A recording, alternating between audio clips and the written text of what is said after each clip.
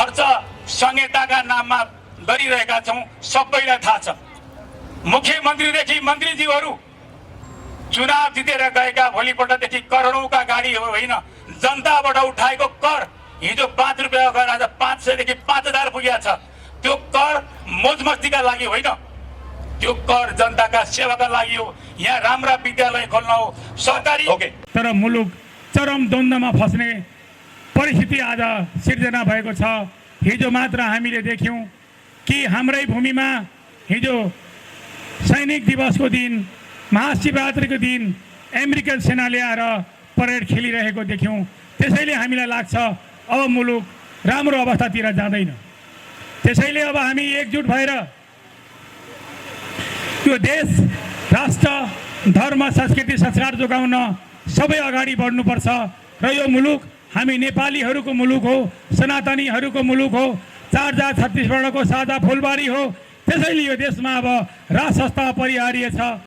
मलाई साथीहरूले के भन्ने गर्छन् भने मेरो परिवारको सदस्यहरूले देश विदेशबाट फोन गरेर भन्छ होइन, सबैले परिवर्तन चाहेको छ, त चाहिँ किन यो पुरानो दलमा आबद्ध भएको अहिले राप्रपाको राजा ल्याउँदैन, केही हुँदैन यताउति भन्ने कुरा गर्छन् क्या फोन गरेर। हिजो भर्खर पनि मेरो परिवारको सदस्यहरूले फोन गरेर भने हँसाइने काम नगर होइन, दुनियाँ परिवर्तनको पक्षमा छ, त चाहिँ त्यही पुरानो सत्ताको पछि लागेको छ।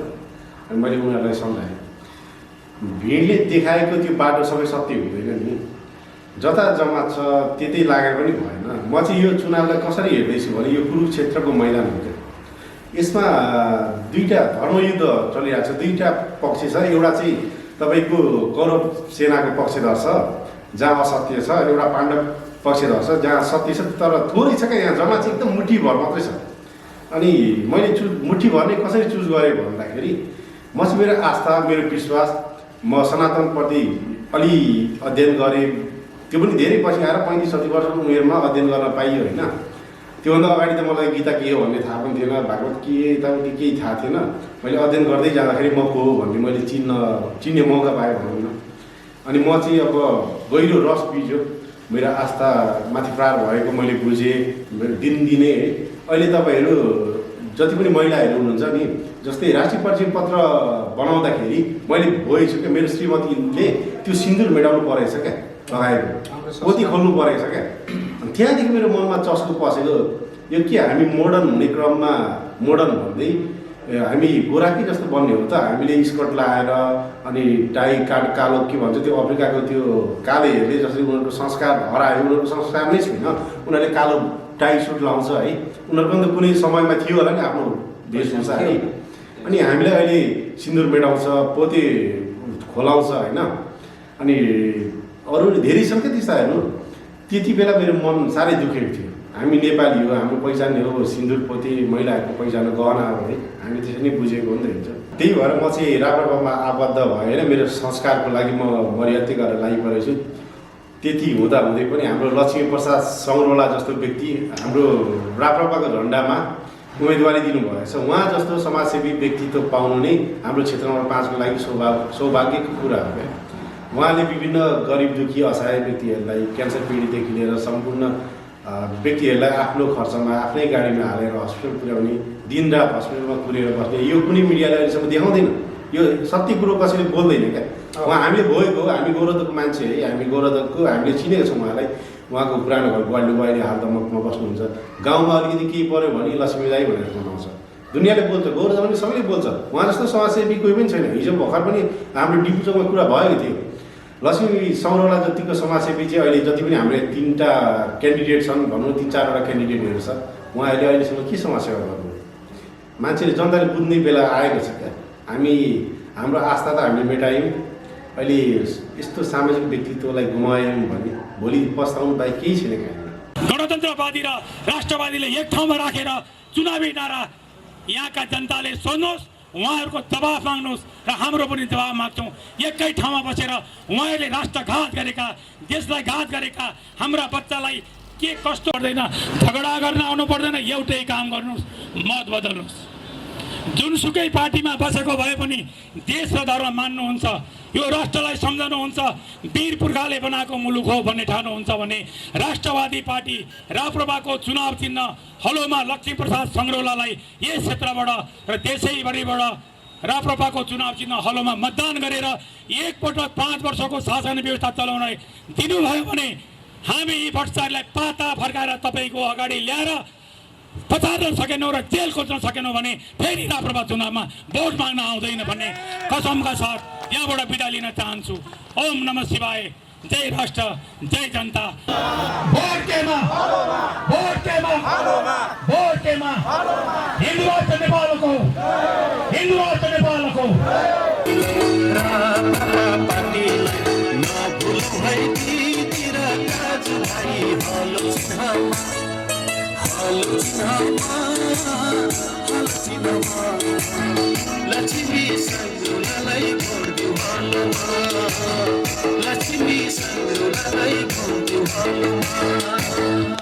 भूमिका उहाँको पक्कै पनि हुन्छ, किनभने अहिलेसम्म न कुनै पदमा हुन्थ्यो, न कुनै सार्वजनिक पदमा हुन्थ्यो, न कुनै यसरी आजभन्दा अगाडि चुनावमा जितेर यहाँका सांसद अथवा कुनै स्थानीय तह केहीमा उहाँ प्रत्यक्ष रूपमा हुनुहुन्न थियो। आफ्नो स्वतस्फूर्त व्यक्तिगत आर्थिक सहयोगदेखि लिएर हरेक विद्यालयमा बालबालिकालाई पढ्न के असुविधा छ त्यहाँ पाठ्यक्रम पाठ्य सामग्रीहरू उपलब्ध गराइदिनु भएको छ।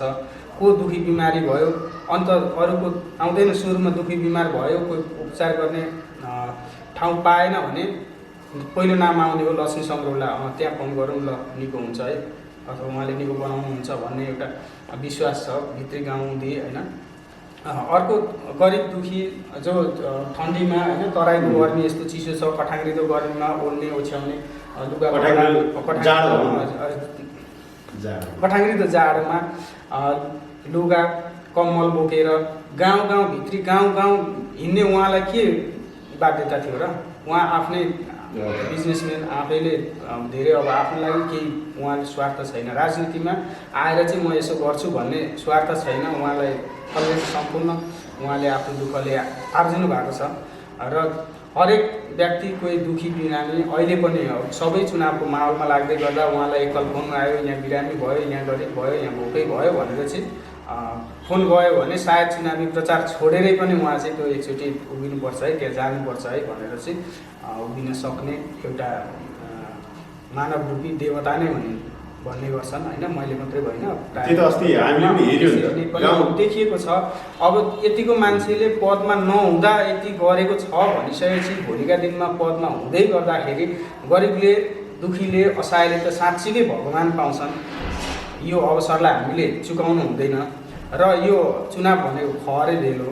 खहरे भेल सधैँ एकरो ओह्रालैतिर मात्रै लाग्छ अथवा जहाँ गहिरो छ त्यतै मात्रै बग्छ भन्ने हुँदैन। खहरे भेलले ठुल्ठुला डाँडाहरू भत्काएर छेडेर अर्कोतिर आफ्नै दिशा पनि बनाउन सक्छ। यो चुनाव चाहिँ अप्रत्याशित रूपमा चाहिँ जित निकाल्न सक्ने पनि आकलन गरेका छन् धेरै राजनीति जानेका बुझेका व्यक्तिहरूले। त्यस कारणले उहाँ जतिको उम्मेदवार झापा क्षेत्र नम्बर 5ले पहिलोचोटि पाएको छ। साँच्चै उम्मेदवार, साँच्चै चाहिने नेता, यो जनतालाई आवश्यक परेको नेता चाहिँ लक्ष्मी सङ्ग्रौला नै हो। अब यतिकैमा मलाई राक्षसको वकिल भएर एउटा प्रश्न गर्न मन लाग्यो कि उहाँले यदि पछि केही गर्न सक्नु भएन अथवा सत्ताको मोहमा डुब्नु भयो भने तपाईँहरूको प्रतिक्रिया कस्तो हुनेछ त? प्रतिक्रिया अब यस्तो हुन्छ, अब सक्नु भएन भन्ने त लगभग हामीलाई त त्यस्तो छँदै नै छैन। हामी त 100% एकदमै फुल्ली विश्वस्त छौँ कि उहाँले गर्नु नै हुन्छ, किनभने उहाँको एउटा मात्रै पनि कमी कमजोरी हामीले भेटेका छैन। अब त्यही पनि भवितव्य अब आएर अब उहाँमा चाहिँ राक्षसी प्रवृत्ति जाग्यो भने त अब हामीले के नै गर्न सक्छौँ र उहाँलाई फेरि अर्कोचोटि हुनसक्छ भने उहाँलाई नेक्स्ट इलेक्सनमा तर त्यस्तो सम्भावना कहीँबाट यो ठाउँबाट चाहिँ भोट लाग्छ है भन्ने जस्तो चाहिँ कहीँ। अब एउटा कुरो म जोडेँ चन्द्रजी बोल्दै है, उहाँ जतिको व्यक्तिले धन सम्पत्ति जति कमाउनु आफूले आफ्नो पेसा व्यवसायबाट उहाँले कमाउनु भएको छ। अब चाहिँ उहाँको जस्तै 50-55 को उमेर हुनुहुन्छ, उहाँ सबै छोराछोरी सेटल छन्। उहाँले अहिलेसम्म योभन्दा अगाडि कुनै राजनीति दलमा आबद्ध भएर उहाँले कुनै सत्ता के भन्छ मन्त्री पदहरू हासिल गर्नु भएको थिएन होइन। अनि उहाँ जतिको सामाजिक व्यक्तिले अब त आफूले जनसेवाको भाव राखेर उहाँले अघि बढिरहनु भएको छ क्या। यो बुझ्नको लागि तपाईँ चाहिँ गलडुबादेखि पूर्व पश्चिम लाग्नु होला। गलडुबा पूर्व अस्ति म पनि एकचोटि जाँदाखेरि मैले देखेँ कि त्यहाँको स्थानीय जनताहरूसँग सोध्नुपर्छ क्या लक्ष्मी सङ्ग्रहालय को भनेर। आजभन्दा 1 महिना अगाडि म उहाँलाई चिन्दिनँ थिएँ, साँच्चै भनेको। राप्रपामा आस्था थियो मेरो भर्खरै 4-5 वर्ष अगाडिदेखि। म गएर जब म एक्लै होला भनेर म हिँडिरहन्थेँ क्या। साथीहरूलाई सोध्थेँ त्यहाँ चाहिँ को छ राप्रपा भन्दा कोही पनि थिएन। जस्तै जेन्जी आन्दोलन पश्चात पनि उहाँ चन्द्रजीबाट मैले थाहा पाएँ, चन्द्रजी पनि आस्था राख्नुहुँदो रहेछ अहिले हाल फिलहाल होइन, 4-5 वर्ष अगाडिदेखि। त्योभन्दा अगाडि म पनि अरू पार्टीमै आबद्ध थिएँ। अहिले पनि त्यो मैले पार्टी परित्याग गरेको पनि छैन, के पनि छैन, सदस्य लिएको पनि छैन। मलाई चाहिँ यो उहाँको विचार मन परेर उहाँको काम गराइ मन परेर 1 महिना पनि भएको छैन मैले उहाँलाई चिनेको। त्यही भएर चाहिँ म चाहिँ आबद्ध भएको। उहाँ जतिको व्यक्तिले त्यस्तो गर्नुहुन्न, किनकि हाम्रो अहिले पछिल्लो निर्वाचनमा 14 जना हुनुहुन्छ होला राप्रपाको सांसदहरू होइन, समानुपातिक र प्रत्यक्ष गरेर 14 वटा लगभग यति नै होला। उहाँहरू अहिलेसम्म भ्रष्टाचारको मुद्दामा एकजना पनि मुछिनु भएको छैन। तपाईँ हेर्न सक्नुहुन्छ कोट्याएर राजेन्द्र लिम्देन, ज्ञानेन्द्र साई जस्तो नेता हाम्रो देशमा छ भन्दाखेरि गर्वले छाती चौडा हुन्छ क्या। उहाँ जस्तो सदनमा एक्लो राजेन्द्र लिम्देन, ज्ञानेन्द्र साई जस्तो नेता सदन थर्काउँछ 2 जनाले। दीपक सिंह हुनुहुन्छ एकजना होइन, दीपक सिंह नै होइन हेटौँडाको, उहाँ जस्तो अब हाम्रो यहाँनिर लक्ष्मी सङ्ग्रहालय जस्तो यस्तो व्यक्तिहरू चाहिँ सदनमा पुग्यो भने चाहिँ उहाँहरूले गर्ने हाम्रै लागि हो क्या, अरूको लागि होइन। उहाँहरूलाई के छ आवश्यक अब जीवनको जस्तै अन्त्यतिर त पुग्यो नि 50-55 भनेर अरू कति बाँच्छ ल, 15-20 वर्ष बाँच्छ होइन। हामीले 35-40 मान्छेहरूलाई त लाग्नु थाल्यो हामी अन्त्यतिर छौँ भन्ने। अब उहाँले त जनसेवा गर्नुहुन्छ, राष्ट्र सेवा गर्नुहुन्छ, त्यसमा हामी ढुक्क छौँ क्या। यसमा चाहिँ म 100% विश्वस्त छु क्या। अहिले आज यो आउँदै गरेको फागुन 21को निर्वाचनको लागि आज फागुन 4 गतेदेखि शुभारम्भ गरेर फागुन 21 गते राप्रपाले विजय जुलुस मनाउने अभियानमा लागेका छौँ। हामीले लामो समयसम्मदेखि यो व्यवस्था राम्रो भएन, यो व्यवस्थाको अन्त्य गर्नको लागि हामी जुट्नुपर्छ भनेर जुट्ने राष्ट्रवादी शक्तिहरू आज सबै देशभरि फैलिसकेको अवस्था छ। तर मुलुक चरम द्वन्द्वमा फस्ने परिस्थिति आज सिर्जना भएको छ। हिजो मात्र हामीले देख्यौँ कि हाम्रै भूमिमा हिजो सैनिक दिवसको दिन, महाशिवरात्रिको दिन अमेरिकन सेनाले आएर परेड खेलिरहेको देख्यौँ। त्यसैले हामीलाई लाग्छ अब मुलुक राम्रो अवस्थातिर जाँदैन। त्यसैले अब हामी एकजुट भएर यो देश, राष्ट्र, धर्म, संस्कृति, संस्कार जोगाउन सबै अगाडि बढ्नुपर्छ। र यो मुलुक हामी नेपालीहरूको मुलुक हो, सनातनीहरूको मुलुक हो, 4 जात छत्तीसगढको साझा फुलबारी हो। त्यसैले यो देशमा अब राजसंस्था अपरिहार्य छ र हामी अहिले यो देशलाई चरम द्वन्द्वमा फसाउने, चरम सङ्कटमा फसाउने, चरम ऋणमा फसाउने यो संहितालाई हामीले तुरुन्तै अन्त्य गर्नु आवश्यकता छ। त्यसैले त्यो आवश्यकताको आधारमा हामीले यो देशलाई हामीले अभिभावकको रूपमा राष्ट्र स्थापना गर्नु आवश्यकता छ। त्यसैले राष्ट्रवादी शक्ति एक भइएन भने यो देश अब सङ्कटमा जाँदैछ। त्यसैले राप्रपाका आदरणीय देशभक्त साथीहरू अब 21 गतेसम्म हामी नथाकौँ, एक दिन पनि नथाकौँ। हामी सबै जागौँ, उठौँ, लम्कौँ, चम्कौँ र हाम्रो देशको मुहार फेर्न अगाडि बढौँ। राप्रपा नै किन भन्ने तपाईँले प्रश्न गर्नुभयो नि, जुन राप्रपा नै किन भन्दाखेरि हामी घुमिफिरी अन्तिममा यहाँ आउन बाध्य भयो क्या राप्रपामै। हिजो म कुनै पार्टीमाथि आस्था राख्थेँ होइन, उहाँले पनि कुनै पार्टीमाथि आस्था राख्नुहुन्थ्यो। हिजो हामी कट्टर उहाँहरूको समर्थक भएर हिँडेको। मैले आजसम्म यो आउने निर्वाचनसम्म मैले जम्मा 4 चोटि भोट हाल्दैछु होइन। 3 पटक विभिन्न पार्टीले हालेँ, विभिन्न भन्दा नि एउटै पार्टीले हालेँ पहिले। अनि बुझ्दै जाँदा अहिले आफू उमेरले पनि अलिअलि पाक्लो हुँदै गयो नि त। 30, 35, 36 भएपछि तपाईँको म को हो भन्ने मैले बुझ्न थालेँ क्या। हाम्रो चाहिँ पहिचान के हो? सबै देश हेर्दाखेरि, विदेशमा गयो विभिन्न देशमा हेर्दाखेरि सबैको आफ्नो राष्ट्र धर्म छ, आफ्नो पहिचान छ। अनि हाम्रो चाहिँ देश कहाँ चाहिँ छ त भन्ने मलाई त्यो कौतुकता जाग्यो क्या। कोही ग्रुपहरूले भन्छ यो नागचुचीहरूको यो देश होइन भन्छ, सिधै कुरो है। कोही कोहीले भन्छ होइन तिमीहरू शरणार्थी भन्छ, के भन्छ। अनि यसो हेर्दाखेरि हाम्रो शास्त्रहरू अध्ययन गर्ने क्रममा यो अहिले पनि हामी बोलिएन भने भोलि हामी यहुदी जस्तो पो हामीले भोग्नुपर्ने हो कि? यहुदीहरू विभिन्न कालमा होइन, रोमन एम्पायरदेखि उनीहरूलाई लखेट्न थालिएको, अटोमन एम्पायर, उनीहरू संसारको विभिन्न देशमा शरणार्थी भएर भागे, यता चारैतिर भागदौड गर्दा गर्दै अन्तिममा आएर तपाईँको कति लगभग 1 करोड जति, त्यो पनि अहिले 90 लाख जति होला इजरायलमा, बाँकी सबै यत्र तत्र छ है, उनीहरू सीमित छन्। अनि हामीलाई पनि यहाँ विभिन्न यो के भन्छ एउटा विरोधी तत्त्वहरूले तिमीहरूको यो देश होइन, तिमीहरू शरणार्थी भन्छ, के भन्छ होइन, जस्तै हाम्रो यो अस्तित्वमाथि नै प्रहार भइरहेछ क्या हाम्रो। अनि हामी को भन्ने त्यसैको लागि नि म राप्रपामा आबद्ध भएको। अब आफ्नो गुमेको पहिचान वापस दिलाउनको लागि जसले हाम्रो आवाज उठाउनु भएछ त्यो राप्रपाले हो एउटा असल नेपालमा अहिले राजनीति विश्व सामु नै पनि को हो भनेर कसैले यदि विदेशीहरूले कसैले सोद्धा हामी गोर्खे हो, गोर्खालीको सन्तान हो भन्छौँ, जुन गोर्खे भनेर विश्वलाई चिनाउन सक्ने भनेको हाम्रो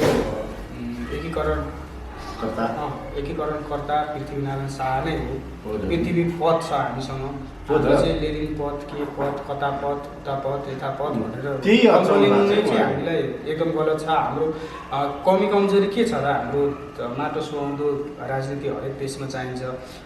कुखुराको मासुलाई म खसीको स्वादमा पकाउँछु भनेर मिल्दैन। हाम्रो माटो जस्तो छ, भौगोलिक बनावट जस्तो छ, भाषा वेशभूषा जस्तो छ, त्यो अनुसारले विकास गर्ने हो। विकास भनेको अल्गो ठुला घर र चिल्लो बाटो मात्रै होइन है। विकास चाहिँ भनेको तपाईँको हरेक नेपालीहरू सुखी हुनु पऱ्यो, खुसी हुनु पऱ्यो। भलै सानो घर झुक्रामै बसेर नि आनन्द मनले निदाउन सक्नु पऱ्यो। ठुलो घरको माथि छतमा बसेर अथवा 10 तले घरको माथि तलामाथि बसेर मन पोलिरहेछ भने त्यो विकास मानिँदैन। विकास भनेको आफ्नो देशको स्वदेशको उत्पादन हुनु पऱ्यो। पहिले अब राजाको पालामा थियो नि, किन थिएन, धेरैवटा एसियाकै अग्रणी स्थानमा थियो औद्योगिकरणमा। अब हुँदै गर्दा पछि अब राजनीतिक दलहरू विभिन्न कारणले होइन उद्योग मासियो, हामी बेरोजगार भइयो। रोजगारीकै लागि साधारण गुजारै चलाउनको लागि हामी विभिन्न देशहरू गइयो। त्यो देशको इतिहास हेर्दा पनि अझै पनि त्यहाँको देशले राजसंस्था बोकेको छ, काहीँ न काहीँ स्पेस दिएकै छ। उनीहरूले आफ्नो धर्म, हरेक राष्ट्र चाहिँ धर्म सापेक्ष छ है। प्रायः गल्फहरू अब खाडी राष्ट्रहरू छ, खाडी मात्रै होइन नि चन्द्रजी, युरोपको अधिकांश देशहरूमा राजा छ होइन, धर्म सापेक्ष राष्ट्र छ है। हाम्रो युएनमा आबद्ध भएको 208वटा राष्ट्र होला होइन अहिले, त्योभन्दा बढी पनि छ, जस्तै टिमोर लेस्टे थप्यो होइन। 208वटा राष्ट्रमध्ये चाहिँ धर्मनिरपेक्ष राष्ट्र कतिवटा छ, यो चाहिँ प्रश्न गर्नु क्या तपाईँहरूले।